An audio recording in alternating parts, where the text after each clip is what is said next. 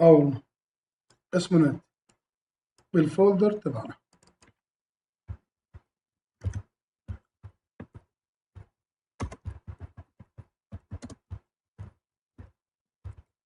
شكلك بالدرسي منك حكيتي لي عصف ذهني، هذا المصطلح بيعرفوش المدربين. ايه هاي القبعات كمان اعطيك اياهم، قبعات السبع. اه ما علينا. بس اشرب مي.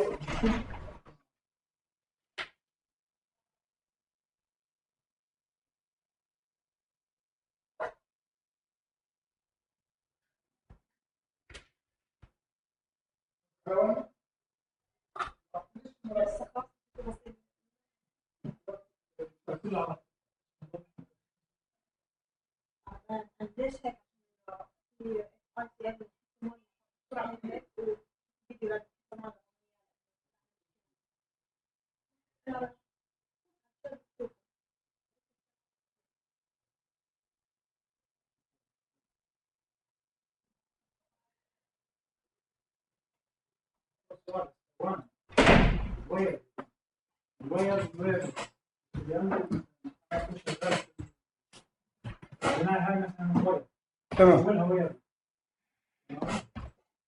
لا، عيد مرة ثانية. تمام.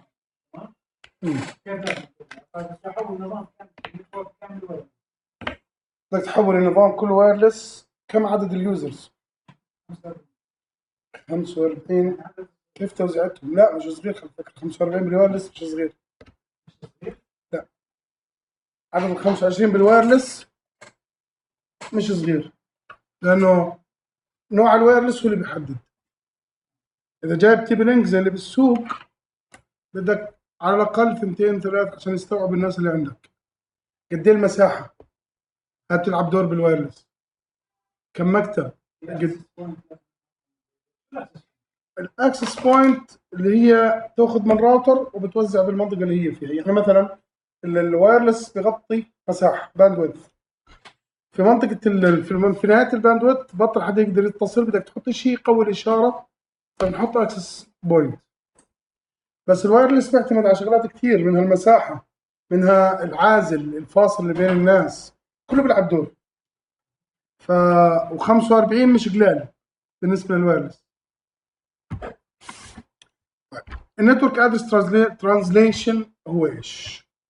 الاي بي فيرجن 4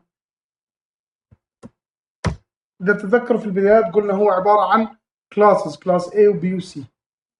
احنا بنجزئه برضه لجزئين، ريجسترد وان ريجسترد. يعني في رينج انت لازم تستاجره اللي بنسميه ريجسترد، وفي رينج ممكن تستخدمه فري اللي هو الان ريجسترد.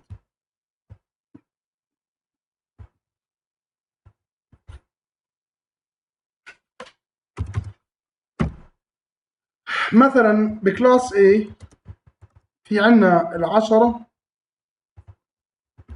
هذول يعتبروا ايش؟ ريجسترد، سوري ان ريجسترد. بكلاس B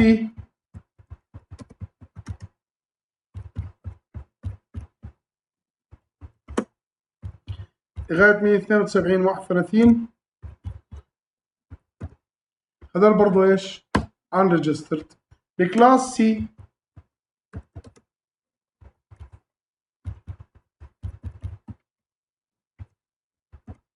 هذول الرينجز احنا ممكن نستخدمهم فري باي شبكه بدنا اياها، بس بدنا نطلع انترنت. بدك تطلع انترنت الموضوع مختلف. كيف يعني مختلف؟ يعني انا ما بقدر استخدم هاي الاي بي ادريسز بالاوتسايد برا. ليه؟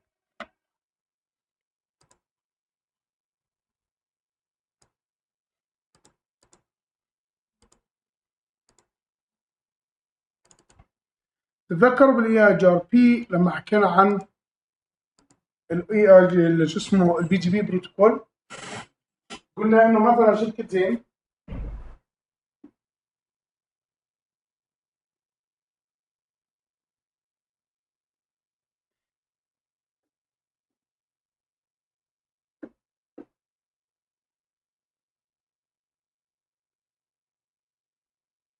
شركه زين مثلا،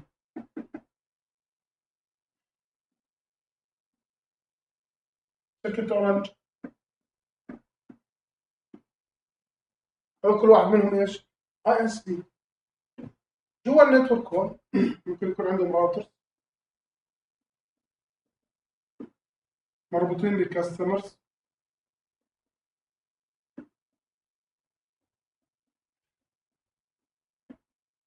هو نفس المبدا طبعا، مش راوترز بهذه الطريقه بس احنا كمثال مش اكثر.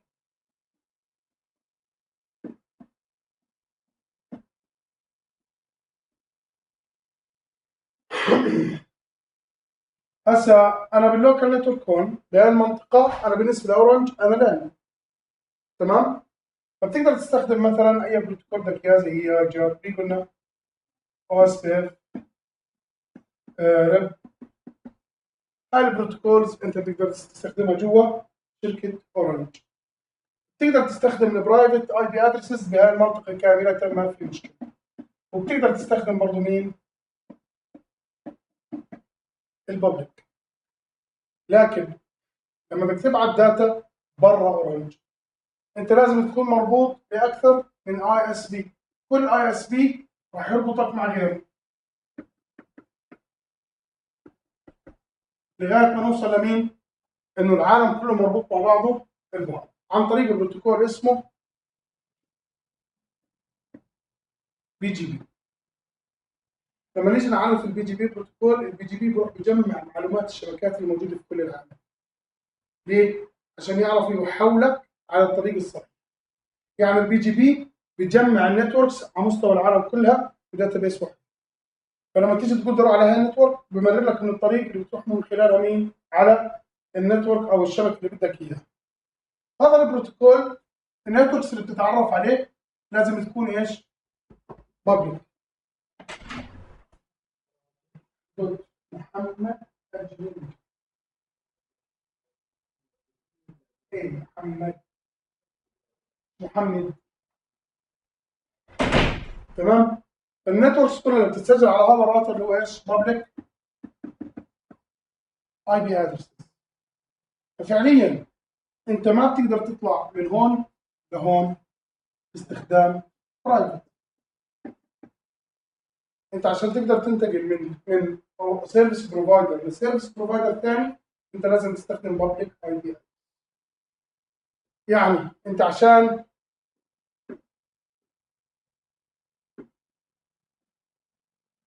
البي سي تبعك، نفرض هنا الراوتر تبعنا اللوكال راوتر، وانا مثلا اي اس بي، بدك تكون مربوط بكمان اي اس بي، نكون مربوطين بكمان اي اس بي، لغايه ما نوصل للاي اس بي اللي بيعطي مين؟ اللي بيعطي جوجل مثلا. عشان تدخل على موقع جوجل انت مضطر تبعت الداتا للراوتر تبعك، الراوتر يمررها مين؟ للاي اس بي. الاي اس بي بده يمررها لاي اس بي، اي اس بي، اي اس بي، لغايه ما نوصل لمين؟ لجوجل. في هاي المنطقه انا لازم استخدم بابليك اي بي ادرس.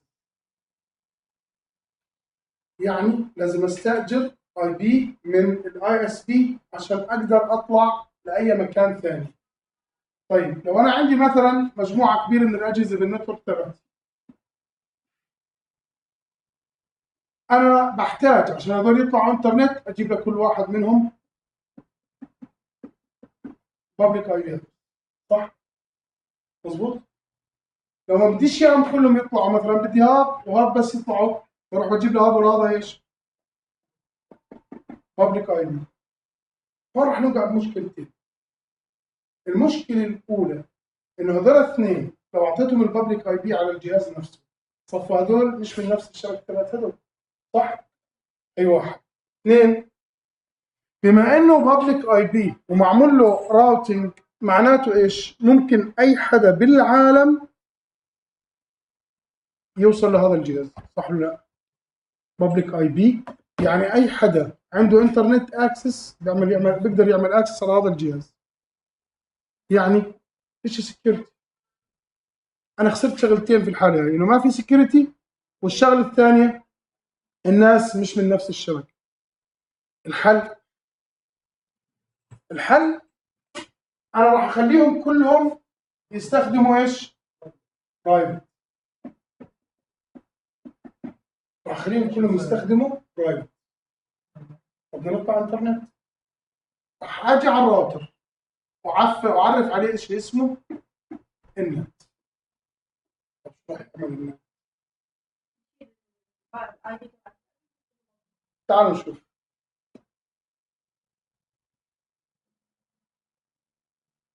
راح اصغر بس المثال عشان اعرف اشرح. بي سي راوتر، وانا عندي شبكه انترنت، هون جوجل،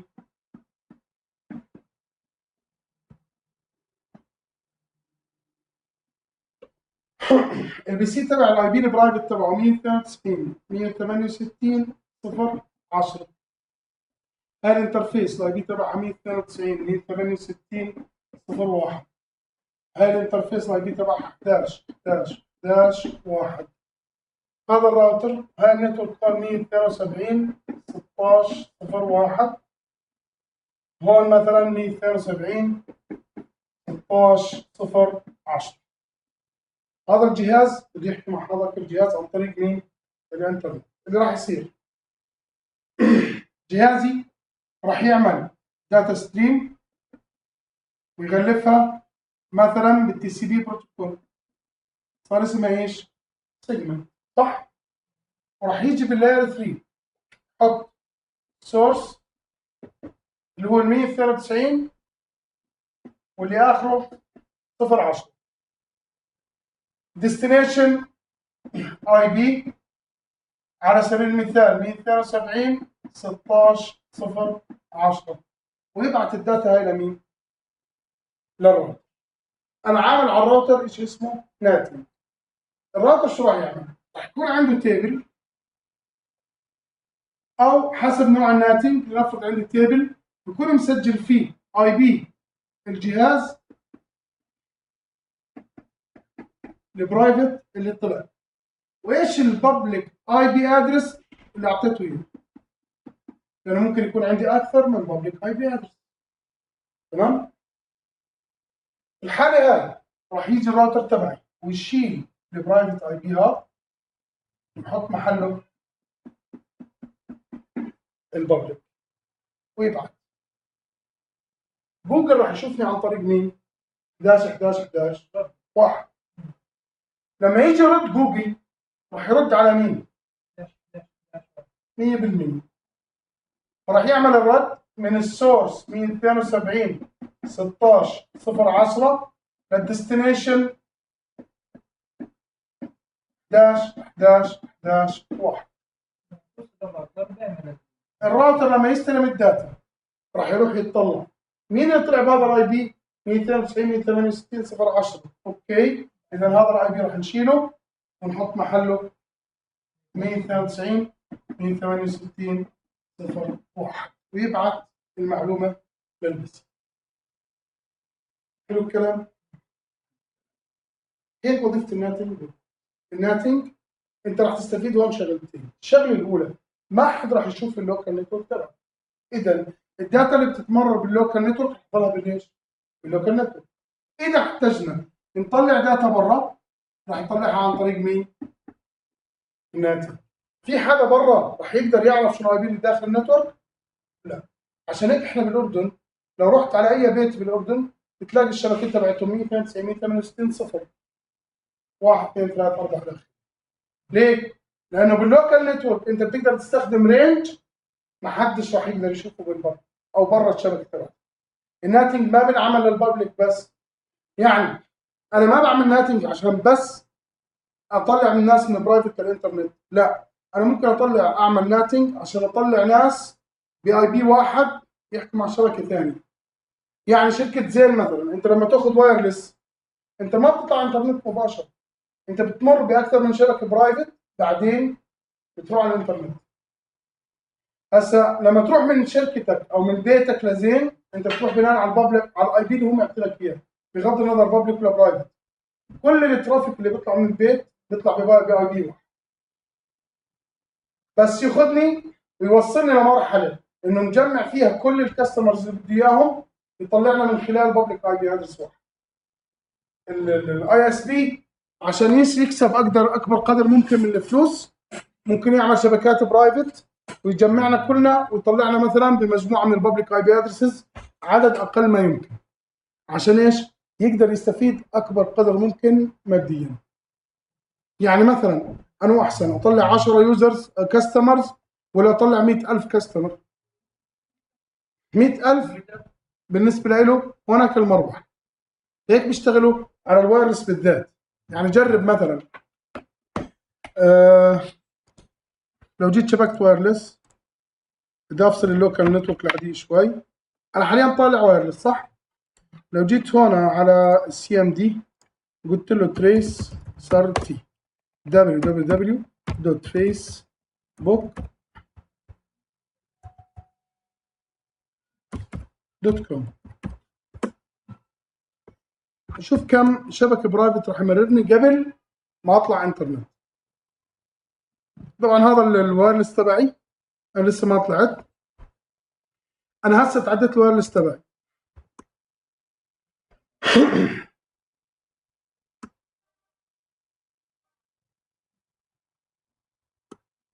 هاي عادي، بيكون في اللي هو سكيورتي عشان يتاكد البينج شيء صح ولا لا.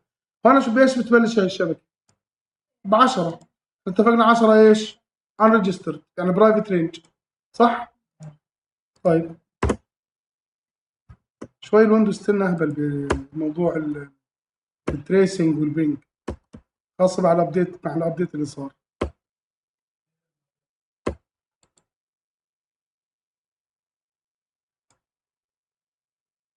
كان الفاير شغال ولا لا؟ طيب لاحظ هنا برايفت، سلمني لو كمان برايفت، سلمني كمان لبرايفت، بعدين طلعني وين؟ على البابليك.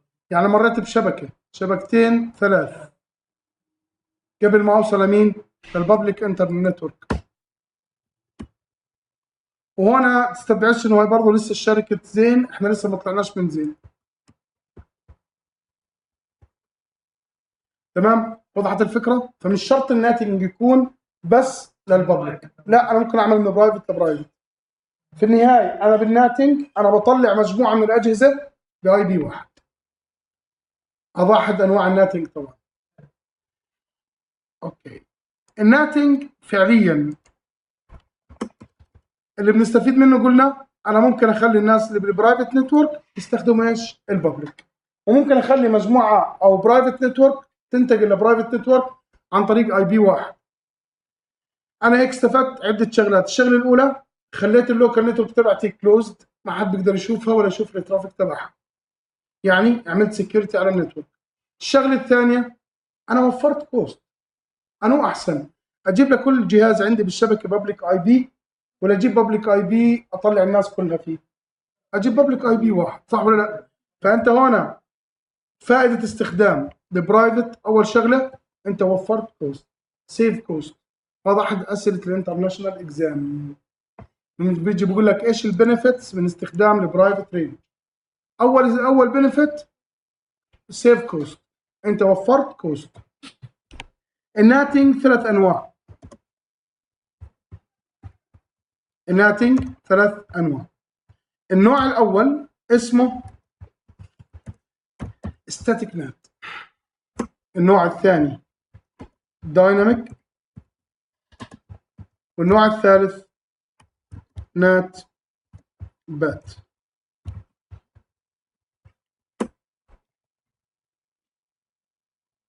خلينا نتعرف على كل واحد فيهم ونشتغل اللاب تبعه بشكل منفصل عشان نوصل في نهاية الموضوع احنا عم مغطين الناتنج كاملا.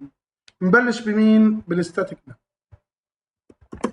اول نوع من انواع الناتنج اللي هو الستاتيك. ايش يعني ستاتيك نات؟ انا بديش حد يطلع انترنت الا جهاز واحد. انا مثلا عندي سيرفيس اسمها دي ان اس، دي هي تطلع لحالها. او مثلا في عندنا احيانا ممكن نعمل شيء اسمه دبليو اس اس سيرفر. ايش دبليو اس اس سيرفر؟ هذا سيرفر هو اللي بروح بجيب الابديتس من مايكروسوفت وبوزعه لللوكال نتورك. انا بلزمني هذا الجهاز بس هو اللي يطلع انترنت. فشو راح اعمل؟ راح اجيب بابليك اي بي ادرس لمين؟ لهذا الجهاز، بس ما راح اعطيه اياه هو. يعني ما راح اجي اكتبه عليه نفسه. ليه؟ لانه هذا لازم يظل مربوط مع الناس اللي موجودين باللوكال نتورك، بس بنفس الوقت انا بدي اياه هو يطلع انترنت يجيب لي الترافيك ويجي. فشو باجي بعمل؟ باجي بعرف على الراوتر تبعي شيء اسمه ستاتيك نات. يعني بالستاتيك نات انت بتطلع جهاز واحد بس، بتطلع جهاز واحد بس. حاليا لو جيت على هذا البي سي عليه اي بي ادرس، الاي بي تبعه ايش؟ برايفت، صح؟ لو جيت مثلا بدي اخليه يعمل بينج على 11 11 قد ايه الاي بي هون؟ 11 11 11 2. لو جيت قلت له على هذا السيرفر اعمل بينج على 11 11 11 2، ما راح يرد علي هذا السيرفر، هذا الجهاز. ليش؟ لانه احنا لسه مش معرفين ناتنج. اول ما نعرف الناتنج راح يقدر هذا الجهاز يطلع يحكي مع هذاك السيرفر، مع هذاك الراوتر. ليه؟ لانه اللي راح يصير انه الراوتر تبعي راح يشيل البرايفت اي بي ويحط محله مين؟ الببليك. طب في حدا غيره بيقدر يطلع؟ لا. اي جهاز بدك تطلع انترنت بدك تروح تجيب له ايش؟ بابليك اي بي ادرس لحد. بالستاتيك انت بتقدر تطلع جهاز واحد بس انترنت. تمام؟ ايش بحتاج عشان اعرف الستاتيك نات؟ اول شغله بحتاجها يكون عندك انسايد انترفيس.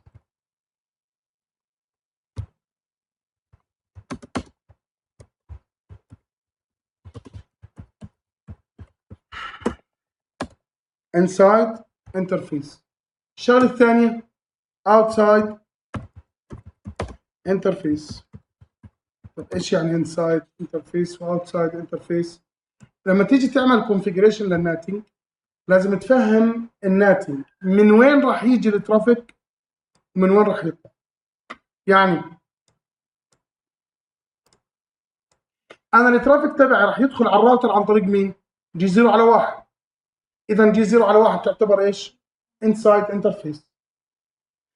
الترافيك راح يطلع من جي 0 على 0، اذا جي 0 على 0 تعتبر ايش؟ اوتسايد انترفيس. انت بتقدر تعرف قد ما بدك انسايد انترفيسز، بس الاوتسايد بتكون ايش؟ انترفيس واحده. تمام؟ طيب الكل عنده اللاب على الشير هي موجود اسمه لاب. نفوت على الراوتر تبعنا هذا. اول شغله احنا معرفين ايش اسمه فيلانز وعاملين سب انترفيسز على الراوتر تبعنا. يعني لو جيت قلت له انيبل شو اي بي انترفيس بريف راح تلاقي انه في عندك اكثر من فيلان معرفه. مين اللي بيلزمني اطلعها ناتنج؟ فيلان واحد. ليش؟ لانه السيرفر تبعي موجود وين؟ نات جوا الفولدر تبعنا. خذوا كوبي ما تفتحوش. احنا موجودين السيرفر تبعنا موجود فيلان كم؟ فيلان واحد، صح؟ اقول لكم بدنا نعرف كل الانترفيسنج، كل الانترفيسز سوري انسايد انترفيس. تعالوا نشوف مع بعض. كونف تي بدي اعرف، مش انا اعمل هون فيلانز، شايفهم؟ بدي اخليهم كلهم انسايد انترفيسز.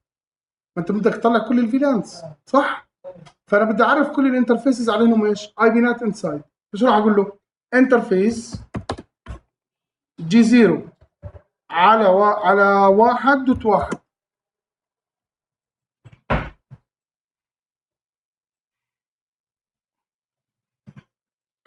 راح اجي اقول له اي بي نات انسايد.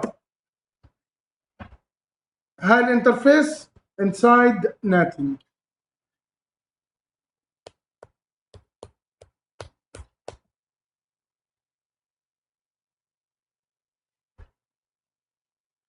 اكزت انترفيس جي 0 على واحد دوت 10 اي بي نات انسايد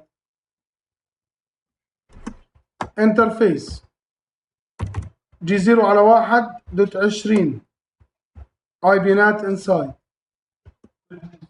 يس. جي 0 على 1 دوت 30 اي بي نات انسايد.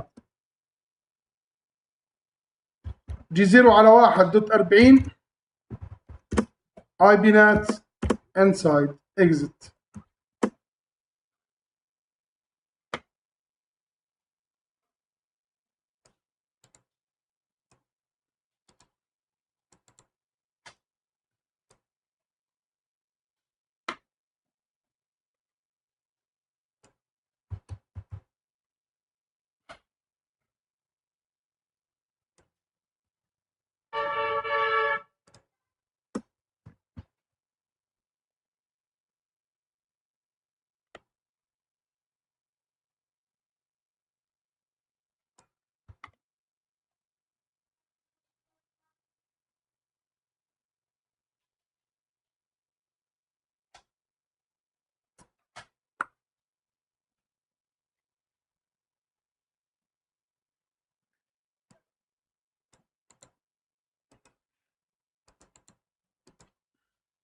مين الاوتسايد؟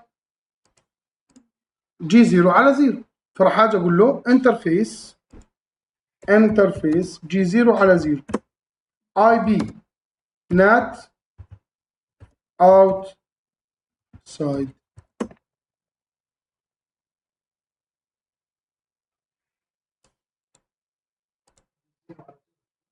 اي بي نات outside.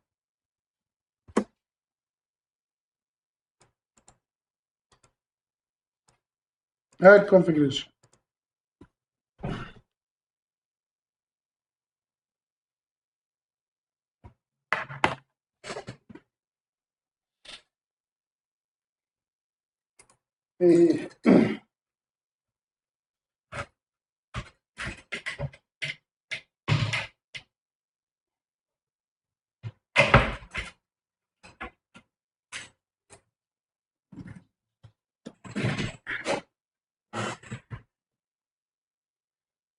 طيب بعد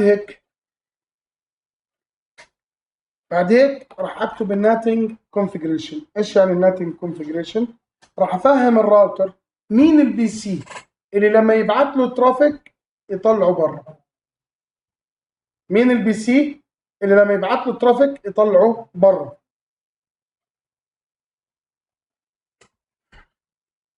فايش راح اقول له؟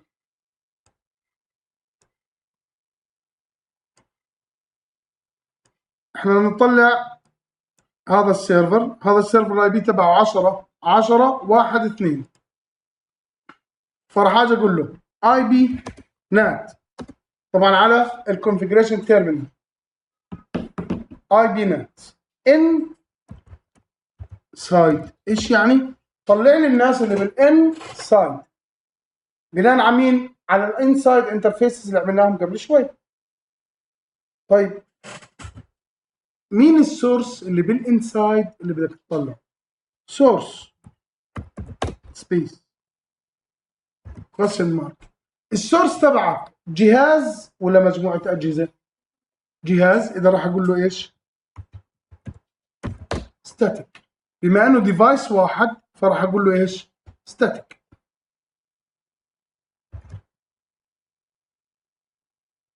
بدك تعمل فوروردنج ترافيك ولا بدك بي سي معين؟ انا بدي جهاز معين. فانا كاتب لك A دوت B دوت C دوت D. هذا في حال ايش؟ بدك تطلع انسايد لوكال اي بي ادرس. الانسايد لوكال اي بي ادرس تبعي 10.10.1.2.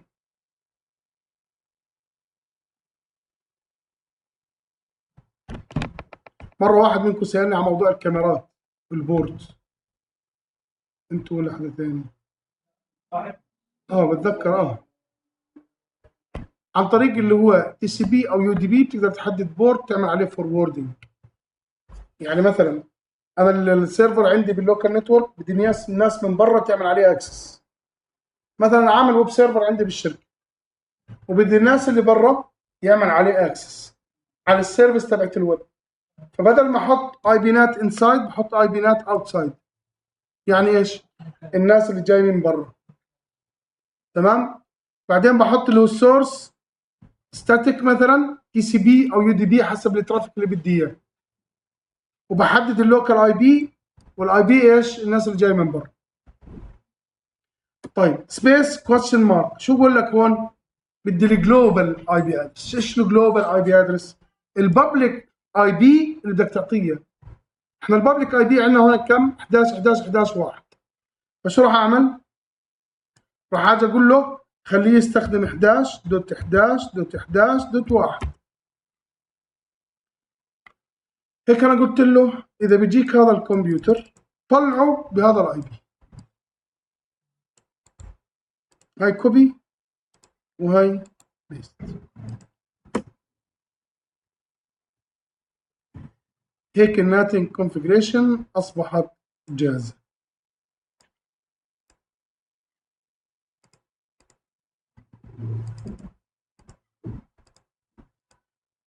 تعالوا اورجيكم شغله بس تتابعوا معي لو سمحت. لو جيت على هذا البي سي اس ورجعت قلت له اعمل بينج، شو صار؟ رد علي صح؟ هيو 11 11 11 2 رد علي. طيب لو حكيت بينج على 12 12 12 1 12 12 12 1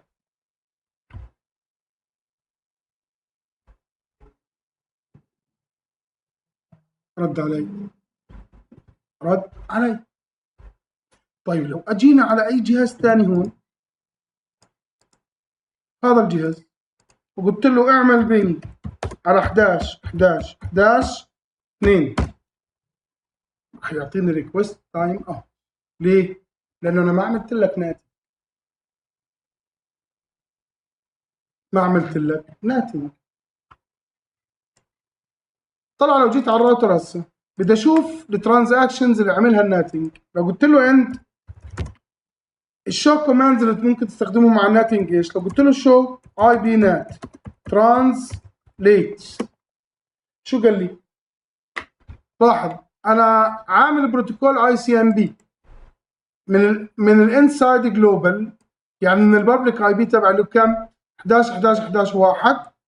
الاي بي اللي طلع 10 10 1 2 حكى مع 12 12 12 1.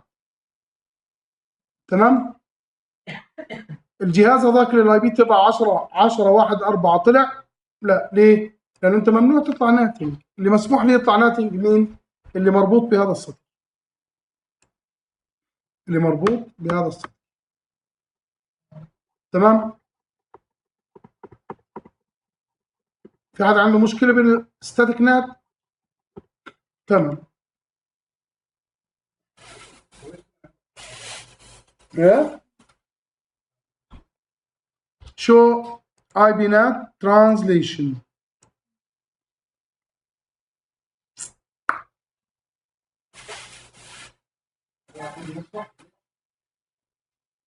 ما هو بيعمل كلير كاش كل شوي. اوكي ذن. طب انا ما استفدت لسه. انا في الحاله هاي شو اللي عملته؟ طلعت جهاز واحد على الانترنت، يعني اذا بدي اطلع كل واحد لازم اجيب له ايش؟ اي بي. حل.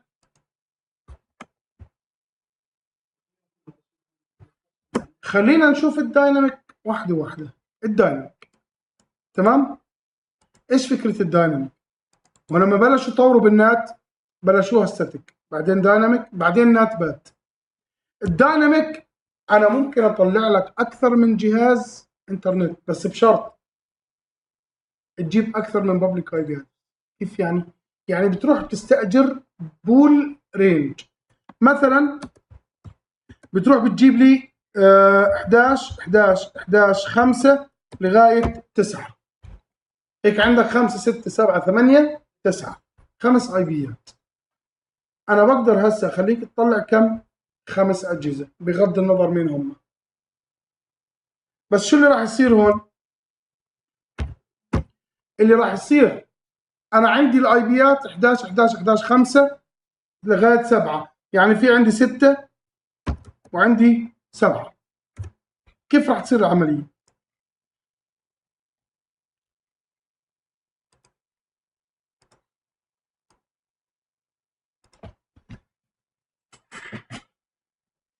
هذا السيرفر بده يطلع على الانترنت، راح يطلع على الراوتر راح يعطيه 11 11 11 5 ويطلع. اجى هذا الجهاز بده يطلع على الانترنت، راح يعطيه 11 11 11 6 ويطلع. اجى هذا الجهاز بده يطلع على الانترنت، راح يعطيه 11 11 11 7. اجى هذا البي سي بده يطلع على الانترنت، راح يقول له وقف، انا ما عندي مجال، انا بقدر اطلع ناس بعدد الاي بي ادرسز اللي عندي. صحيح مش محدد مين اللي بيطلع، بس في النهايه لازم 3 بس اللي يطلع. ليه 3؟ لان انا عندي 3 اي بي ادرس. يعني لو نيجي نتصورها مثال دائما انا بستخدمه، انا مثلا عندي غرفه عزل، حاطط على الباب بالطوين، اللي بده يفوت على الغرفه لازم يلبس بالطو ويدخل. تمام؟ في نفس الوقت كم واحد بيقدر يدخل؟ 2. متى بيقدر يدخل واحد ثالث؟ اذا طلع واحد منهم شرح البالطو والثاني لبسه ودخل فيه. نفس المبدا عندي هو. بالدايناميك انا بقدر اطلع لك ناس بعدد الببليك اي بي ادرسز اللي عندك. الاي بي ادرسز اللي بدك تجيبهم لهم شرط، الشرط يكونوا ايش؟ بول او سيكونس، يعني متتاليين. ما بزبط نهائيا تجيب لي اي بيات مش متتاليه. يعني بالدايناميك لما بدك تروح تستاجر مجموعه اي بي ادرسز، المجموعه الاي بي ادرسز هذول لازم يكونوا ايش؟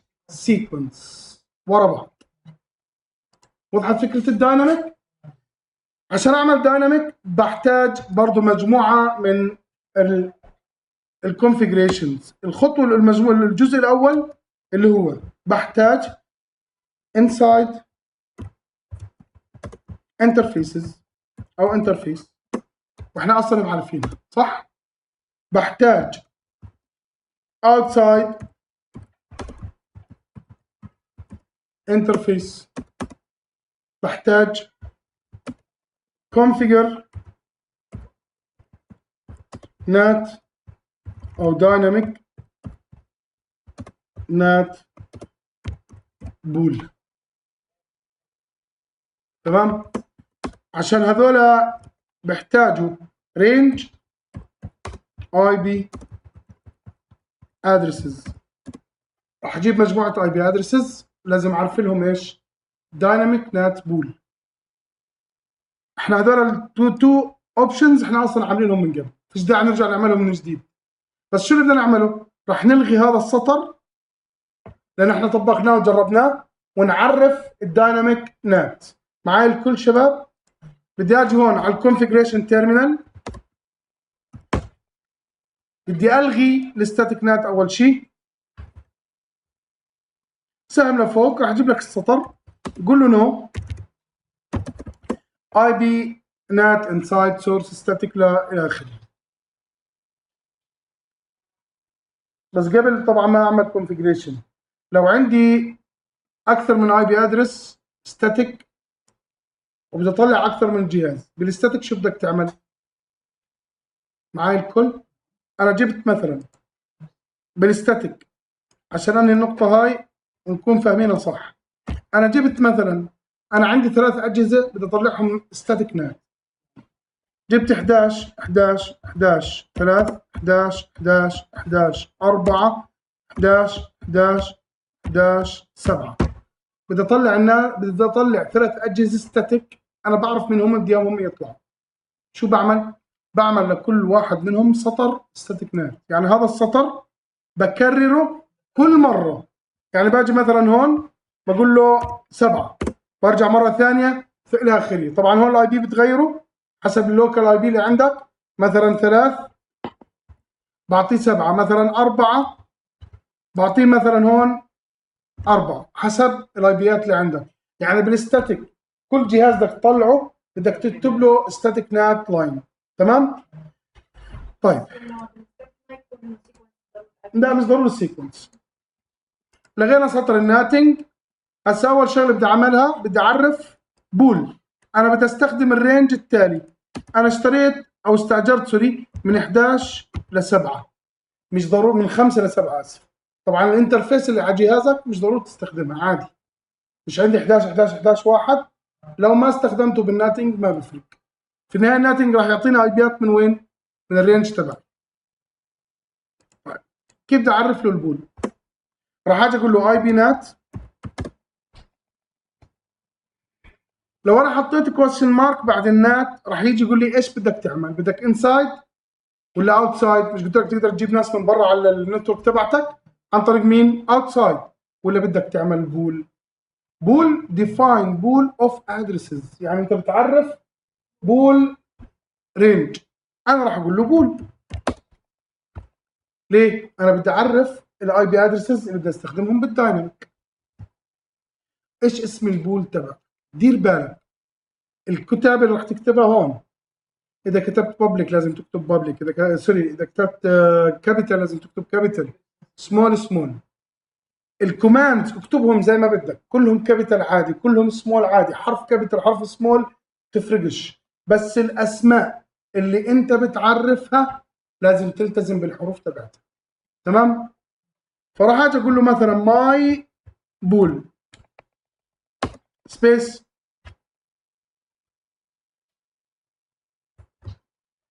اعطيني اول اي بي ادرس. اول اي بي 11 11 11 5 مسافه 11 11 11 7. عرفت لا لازم يكونوا سيكونس، لانك انت بدك تعرف البول راح تعطيه اول واخر اي بي بس.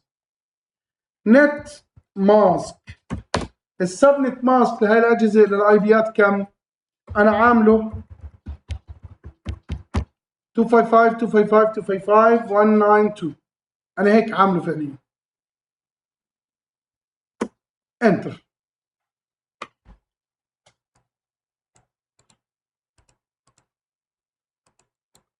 هيك انا عرفت البول. بعدين هسه بدي اكتب الكونفجريشن تبعت النت، بس استنى، انت بدك تطلع الناس. مين بدك تطلع؟ مين الناس اللي بدهم يطلعوا عندك؟ انا ما بدي اطلع جهاز واحد، اطلع مجموعه اجهزه، بس انا لازم اعرف مين هم الاجهزه اللي انت بدك تطلعهم. مين الاجهزه اللي انت بدك تطلعها؟ كيف انا ممكن اجمع اكثر من جهاز برول واحده؟ اكسس كنترول ليست، صح؟ مش عن طريق الاكسس كنترول ليست انا بقدر احدد بيرميت دينايل اللي بدي اياهم؟ اذا انا ممكن اعمل اكسس كنترول ليست من خلالها اعمل عمليه الناتنج. انت اصلا بالشركات عشان تقدر تعمل نات لازم تعمل اكسس كنترول ليست. يعني من البري ريكويزيتس للكونفجريشن مين؟ اكسس كنترول ليست. ليه؟ عشان احدد مين الناس اللي بدها تطلع انترنت. طب انا هاي راح اربطها مع انترفيس؟ لا، انت هاي راح تربطها مع الناتنج. بالناتنج احنا بنقرر بناء على الليست اللي بتعطيني اياها مين يطلع ومين ما يطلع. انا حاليا لان بدي اجرب النات راح اسمح للكل. طيب راح اجي اقول له هون اكسس داش ليست، بدك تسمح كل الترافيك صح؟ اذا نعمل ستاندرد صح ولا لا؟ بيرمت اني، شو يعني؟ اسمح لكل الناس تطلع انترنت.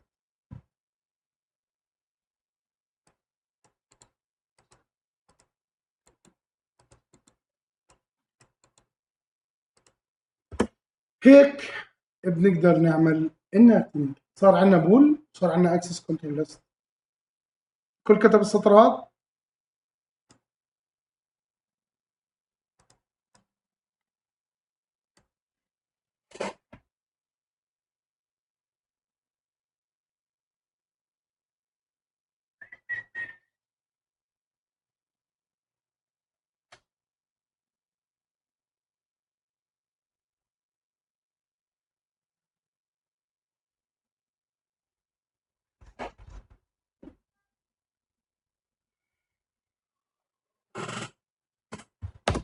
هسه راح اقول له اي بي نات انسايد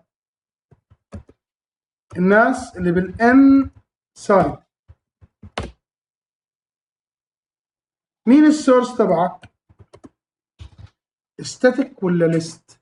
لاحظ هون شو بقول لك الليست، اكسس ليست describing local addresses، يعني حدد لي اكسس كنترول ليست توضح لي مين الناس اللي بدها تطلع. هون راح اكتب له اذا ليست سبيس قد ايه رقم الاكسس كنترول ليست تبعتك؟ 10. تكتب الاسم. يس. طيب بدك تطلعهم من الانترفيس ولا من بول؟ من بول، عرفنا بول، فراح اقول له بول.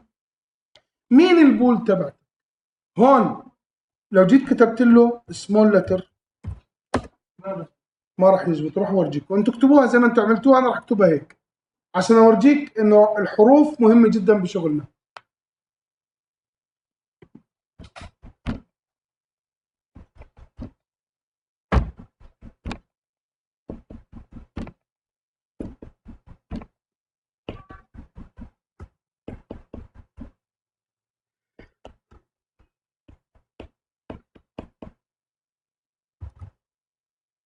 هيك بتقدر تكبس انترنت.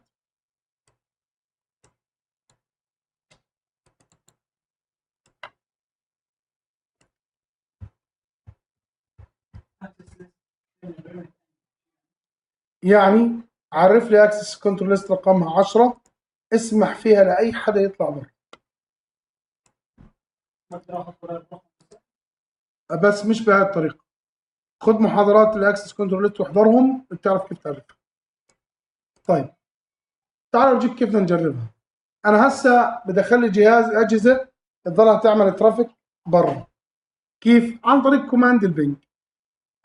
راح اجي على الويب سايت على هذا الجهاز 10 10 1 4 على الكوماند برومت له. اذا اقول له بنج داش تي، داش تي يعني ايش؟ كونتينيوس، ضلك اعمل بنج لغايه ما انا اوقفك. 12 12 12 1.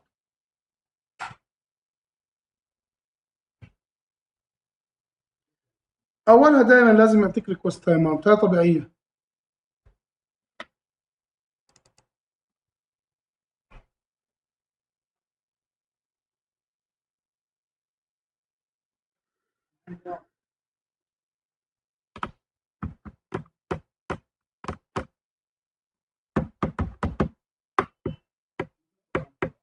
بعرف. ارزاق.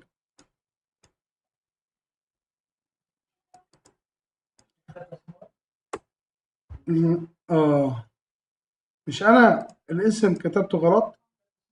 ايوه عرفت ليش.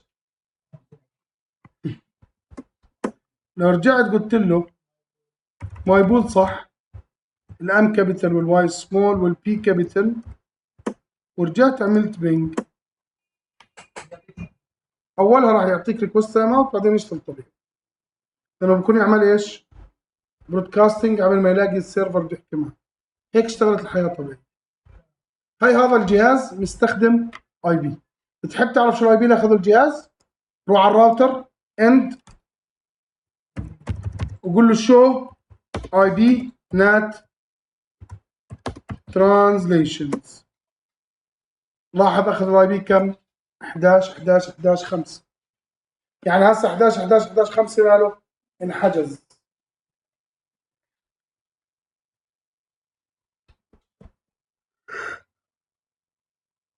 بدي اجي على هذا البي سي، على هذا البي سي هسه بدي اجي اقول له اعمل بينج، بينج داش تي على 11 11 او بلاش 12 12 12 2.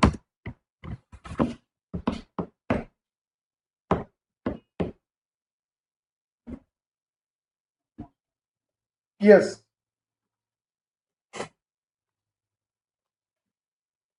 الثاني اشتغل.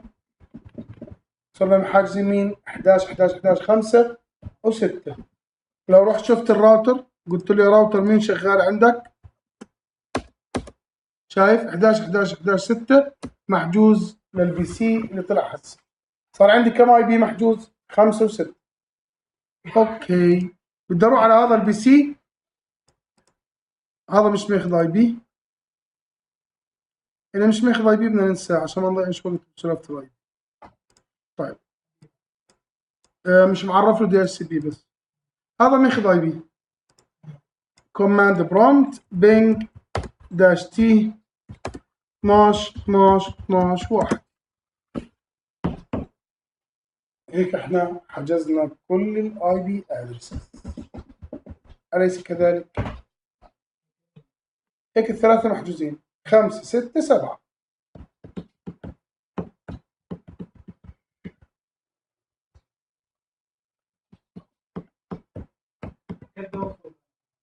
كنترول سي. بس أنا ما بدي أوقفهم، ليش؟ بدي أروح على جهاز رابع، يفترض الجهاز الرابع يضل يعطيني ريكوست تايم اوت. هسه راح نشوف، خلينا نشوف هذا السيرفر ديسكتوب، بس اتاكد عليه اي بي، بس نعدل الاي بي تبعه والله 10 10 1 3. الجيت واي 10 10 1 1، والدي ان اس 1 2، عشان يكون الاي بي تبعه صح، لان لو كانت غلط راح يعطيني ريكوست تايم اوت، مش عشانه مش طالع، عشان الايرور تبعه. هذا الميل سيرفر اللي هو هذا 10 10 1 3.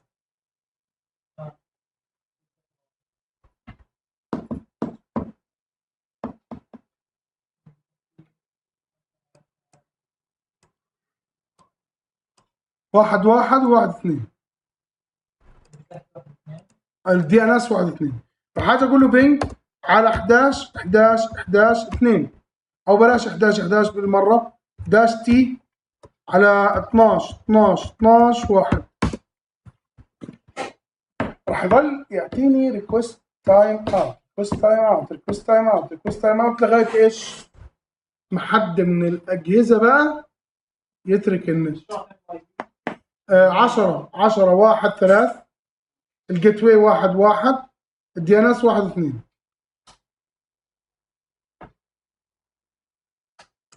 حاليا ثلاث اجهزه هذلاك شغالين، بس هذا بيعطيني ايش؟ ريكوست تايم اوت. روح على اي واحد من الثلاثه اللي بيعملوا بينج، اكبس كنترول سي. هيك هذا ايش؟ فصل انترنت، صح؟ هذا هيك بطل طالع انترنت، صح ولا لا؟ اذا ما وقفت السيشن معناته انا بطلت استخدم نت. شوي صغيره راح يبلش هذا يشبك، بس شوي صغيره، يعني اعطيه شويه وقت. 10 10 1 2 3، الجيت واي 10 10 1 1، الدي ان اس 10 10 1 2.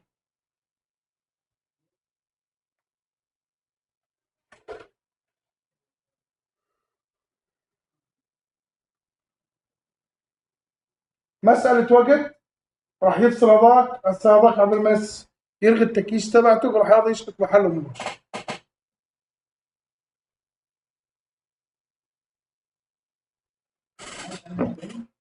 بينج داش تي عشان يضل كونتينوس بينج. بس اسحب هيك من السريع.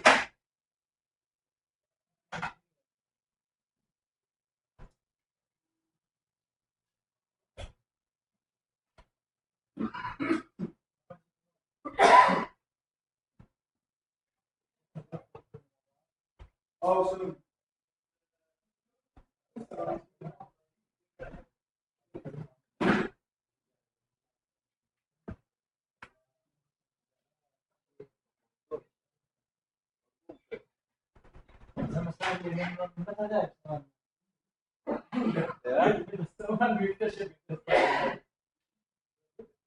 كله كله.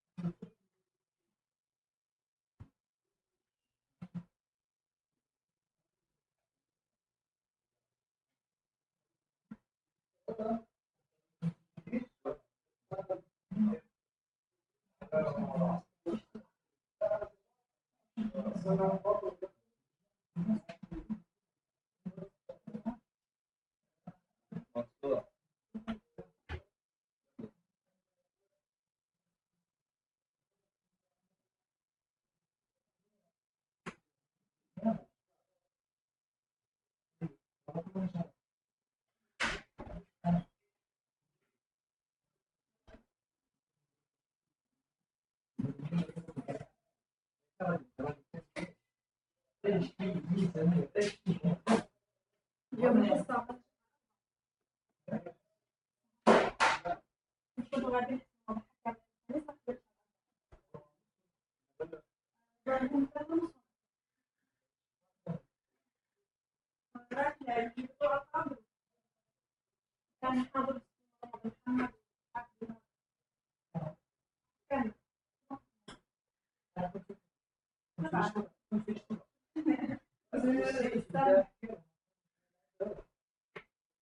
راح يعمل لك شيء بس انه لانه نص ساعه هو عم بيستعجل عليك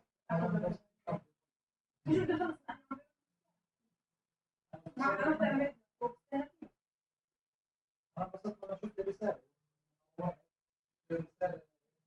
كان اليوم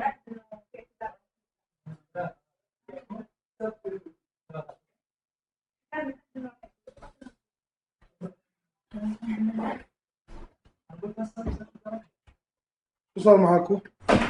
اشتغل؟ طيب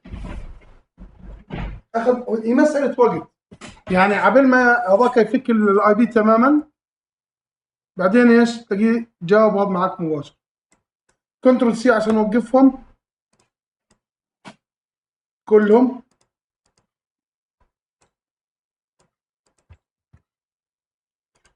انت لسه ما اعطتناش الصافي، يعني انا برضه ما حلتش الموضوع صح. انا كل اللي استفدته بالدايناميك ايش؟ قدرت اخلي اكثر من جهاز يطلع، بس ايش؟ حسب عدد الاي بي ادرسز اللي عندي، يعني زي كان ستاتيك بس مطوره شوي. لا انا ما بدي هيك، انا بدي الناس كلها تطلع انترنت بغض النظر عن عدد الاجهزه بنفس الوقت. هي المشكله وين بالاصل؟ احنا مشكلتنا وين؟ احنا مش مشكلتنا انك تطلع، احنا ممكن نطلع الناس كلها برا ما في مشكله. احنا مشكلتنا لما يرجع الترافيك مين بعد؟ ايوه، يعني انا مش مشكلتي اطلعك، انا بطلعك عادي، ممكن اطلعك كلكم باي بي واحد، بس المشكله لما يرجع الترافيك لمين بدي اوديه؟ مين اللي لازم يستلمه؟ ما في. انت لما تيجي تقول لي بدي اطلعك بالبابليك اي بي ادرس، اوكي، انا شلت الاي بي من عندي واعطيتك البابليك اي بي، طيب لما يرجع الترافيك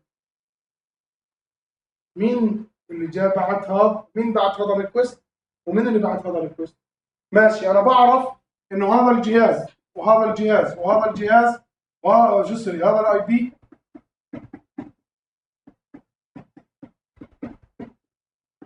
انا بعرف انه هذول كلهم طلعوا ب 11 11 11 1. طب رجعت الردود، الردود اللي رجعت لمين ابعت؟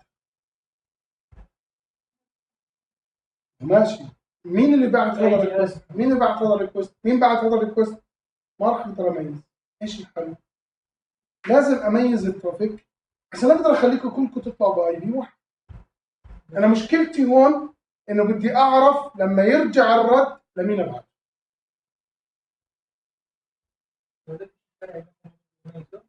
يس، ايش هو؟ ايش الاشي اللي ممكن اوصله للديستنيشن والديستنيشن يرجع لي اياه يكون اشي اقدر اعتمده. تعالوا نشوف الفريم تبعنا.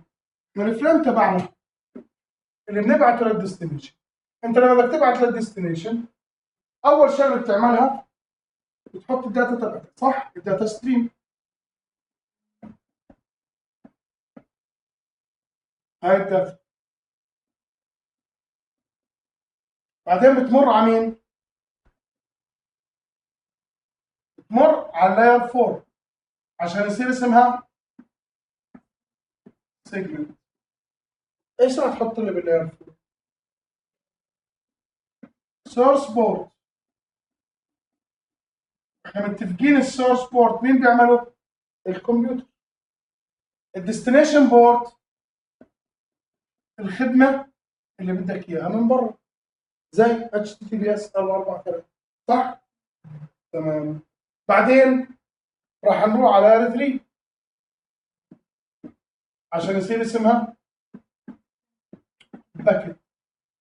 سورس اي بي اللي انت راح تعطيني اياه، الديستنيشن اي بي اللي هو اي بي السيرفر اللي بدك تحكي معاه، صح؟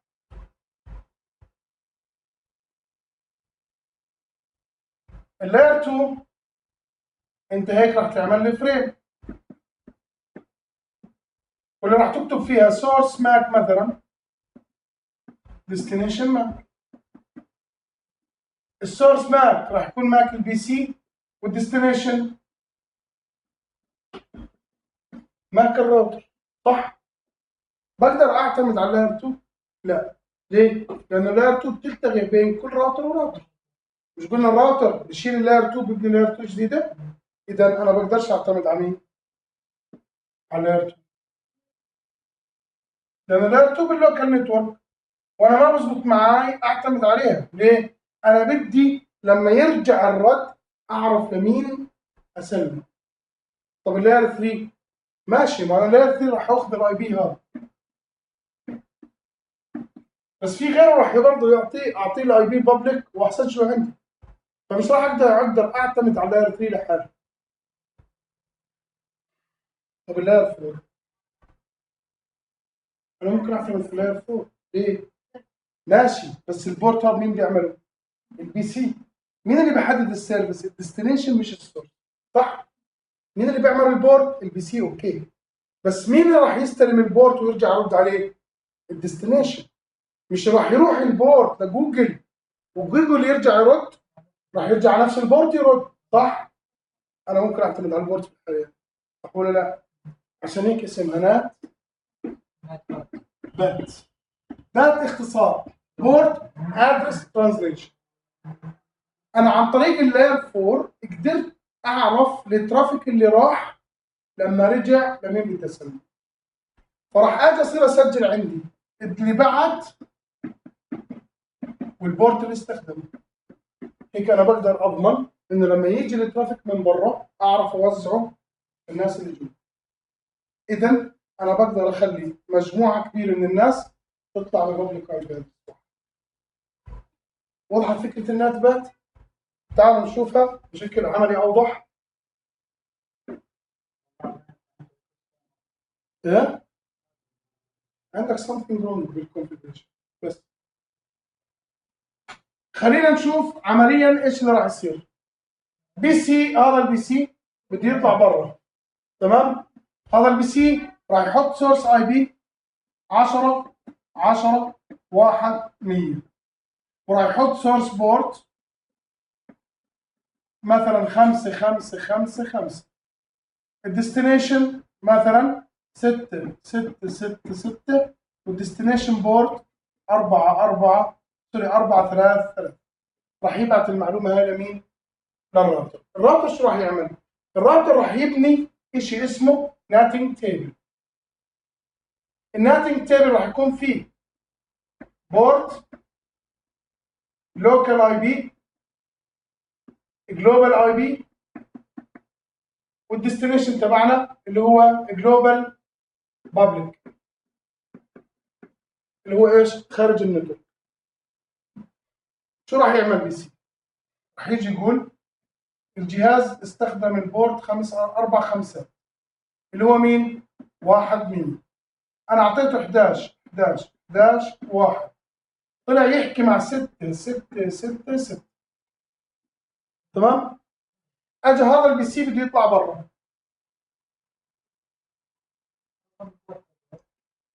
حط مثلا 1 110، حط البورت 5 5 4 4. نفس المبدأ راح يجي يقول 5 5 4 4. الجهاز 110 استخدم 11 1، طلع يحكي مع. اجى هذا الكمبيوتر بده يطلع، استخدم نفس البورت. هو انت مشكلتك هسه بمين؟ البورت كونفليكت. مشكلتها هسه بمين؟ البورت كونفيج. ليش؟ احنا اصلا ليه استخدمنا البورت؟ عشان نحدد مين اللوكال ديستنيشن، صح؟ فراح يبعت هذا الجهاز، راح يبعت للراوتر، الراوتر شو راح يعمل؟ راح يروح يطلع على البورت. انت مستخدم بورت يوزد، انا ما راح اقدر اعطيك البورت. شوف انا في عندي بورت مثلا 6551، فبيبعتوا للبي سي بقول له عدل البورت عندك واستخدم هذا البورت. اذا البورت متاح للبي سي راح يستخدمه ويصير يتعامل فيه هو، فراح يبطل البورت هسه 554 مباشره، راح يصير يغير البي سي البورت ويستخدم البورت الجديد. الفكره هون انه انا راح احدد اللوكال ديستنيشن بناء على مين؟ على البورت اللي تمام؟ وضحت الفكره؟ الكونفجريشن اسهل ما يمكن، بس فكره الناس بقت واضحه؟ يعني في مشكله ولا لا؟ تمام. احنا هنا راح نقدر نطلع كل الناس ببابليك اي بي ادرس واحد او مجموعه اي بي ادرسز عادي جدا.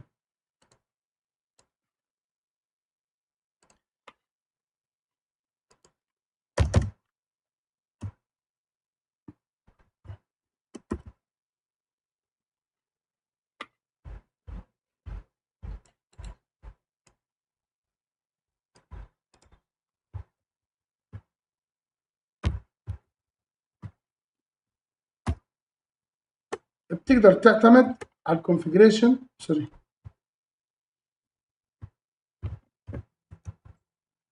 بتقدر تعتمد على الكونفجريشن تبعت مين؟ تبعت الدايناميك، بس بتعمل شغله واحده اللي راح تفرق معك، اللي هيش تيجي تكتب بالاخر هون اوفرلود.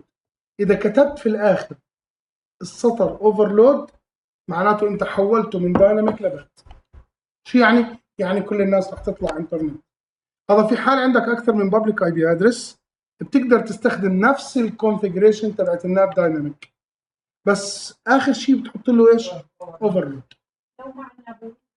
لو ما عندنا بول بحتاج، اذا في حال ما عندي بول وانا الاي بي تبع الانترفيس اللي بدي اطلع منها هي نفسها، شو بحتاج؟ بحتاج هدول، بحتاج access control list،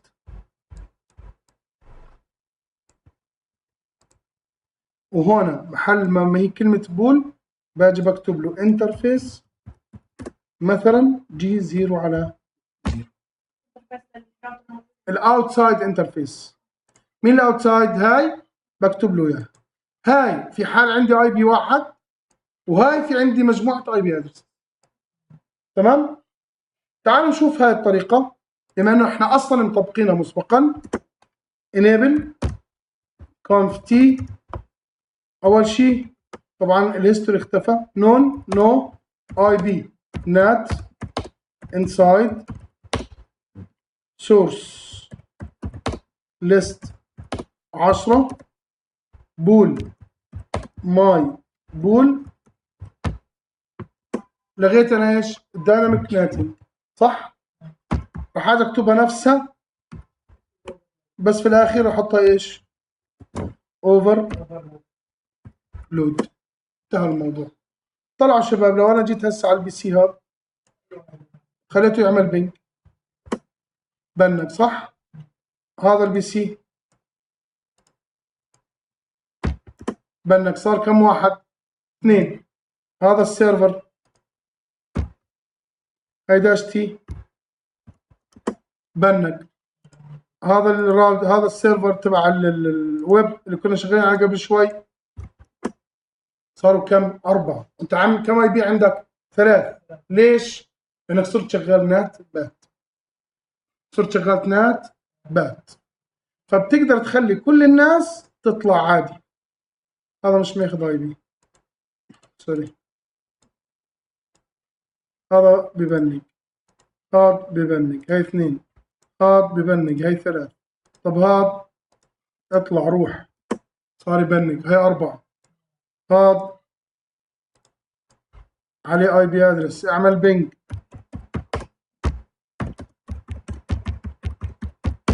شو يعني؟ كل الناس طلعت انترنت.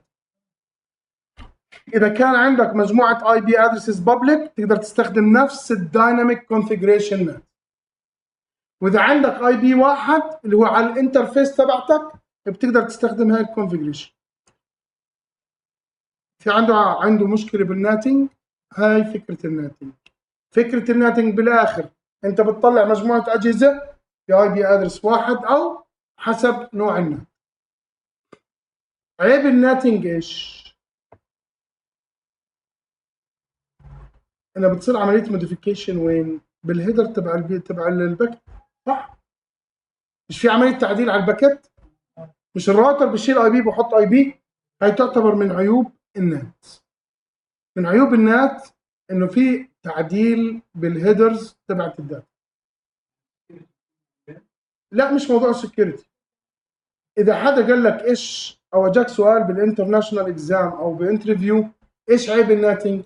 الناتنج عيبه انه بتصير عمليه موديفيكيشن بالهيدر، وهذا نوعا ما بسبب اول شيء بطء ديلي لانك بدك تشيل اي بي وتحط اي بي. الشغله الثانيه ممكن تصير السكيورتي اقل. ممكن تصير السكيورتي اقل 100%. يس. لسه المحاضره